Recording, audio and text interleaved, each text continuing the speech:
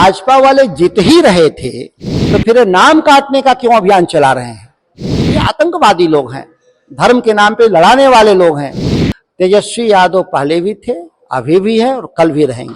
नमस्कार, मैं हूं सोनू और आप देख रहे हैं न्यूज़ 4 नेशन। मैं बता दूं कि 17 तारीख को तेजस्वी यादव और राहुल गांधी का आगमन होने वाला है और मैं बता देना चाह रहा हूं कि मताधिकार यात्रा उनके द्वारा यहां से शुरू किया जाएगा सासाराम से। और मेरे साथ बात करने के लिए देख सकते हैं कि बक्सर लोकसभा के सांसद सुधाकर सिंह है, जो लगातार देख सकते हैं कि सत्ता पक्ष के भाजपा और जदयू के घेरते हुए नजर आ रहे हैं। सर, क्या कहिएगा, जिस तरह से 17 तारीख का कार्यक्रम होने वाला है उसको लेकर क्या कहिएगा सर? ये एनडीए वाले मत चोर हैं।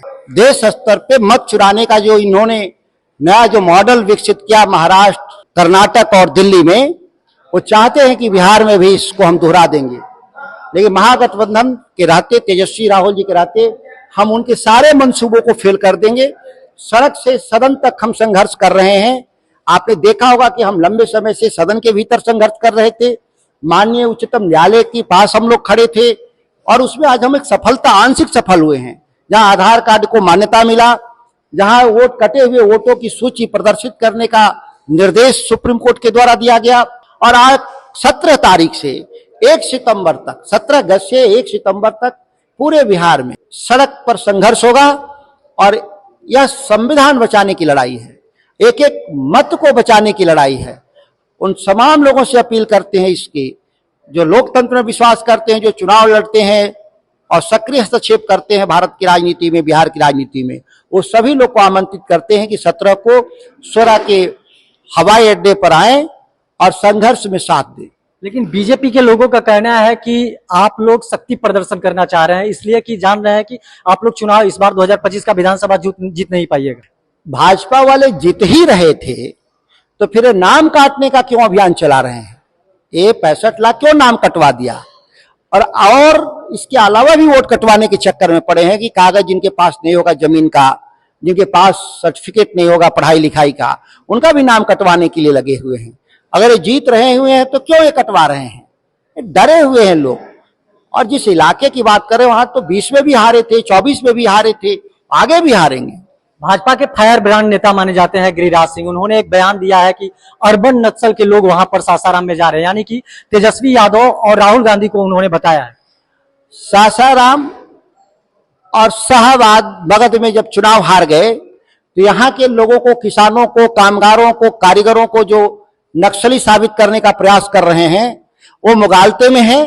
अंग्रेजों से भी लड़े थे इस इलाके के वीर कुंवर सिंह के नेतृत्व में, मुगलों से भी लड़े थे शेर शाह के नेतृत्व में, इन लोगों से भी हम लड़े हैं, आरएसएस और भाजपा से, जो मुगालते में है, लड़ाई में रहते थे। इन लोग का जमानत जब्त होगा इस भय से ये जो नारा लगा रहे हैं, ये आतंकवादी लोग हैं, धर्म के नाम पे लड़ाने वाले लोग हैं। भाजपा वाले जीत ही रहे थे तो फिर नाम काटने का क्यों अभियान चला रहे हैं?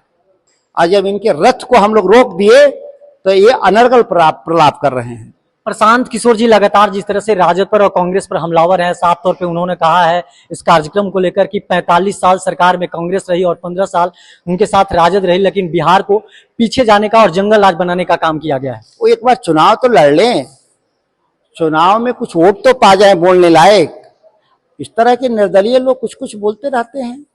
भले वो अपना पार्टी तो बना लें, प्रदेश स्तर का इतना वोट मिल जाए कि और कम से कम राज्य स्तरीय पार्टी का दर्जा तो हासिल हो जाए, तब ना हम लोग जवाब देंगे। अब ये निर्दलीय टाइप लोगों का क्या जवाब देना है? लेकिन वो तो कह रहे हैं कि 243 सीट पे लड़ रहे हैं, है हिम्मत तो लड़के अकेले दिखा लें।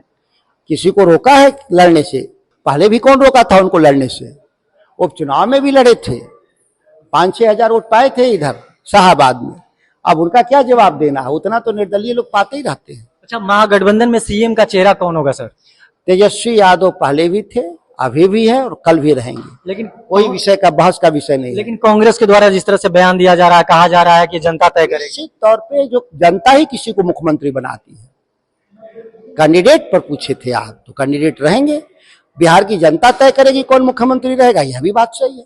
क्या लगता है इस बार महागठबंधन सरकार बना लेगी बिहार में? पिछली बार भी हम जीते थे, बेईमानी से हराए गए थे, और चूंकि इस बार हम लोग जान गए हैं कि बेईमानी होगा, इसीलिए पहले ही से सजग हैं बिहार के लोग। इसीलिए भाजपा का कोई भी बेईमानी का दाल नहीं गलने वाला। समझ सकते हैं ये बक्सर लोकसभा के सांसद सुधाकर सिंह है। साफ तौर पे इन्होंने कहा है कि पिछले बार ही हम लोग चुनाव जीत गए थे, मगर चुनाव हम लोगों को जानबूझकर हराया गया। बाकी तमाम आप ऐसे ही खबर देखने के लिए न्यूज़ 4 नेशन के साथ बने रहिए। तब तक के लिए दीजिए इजाजत। धन्यवाद।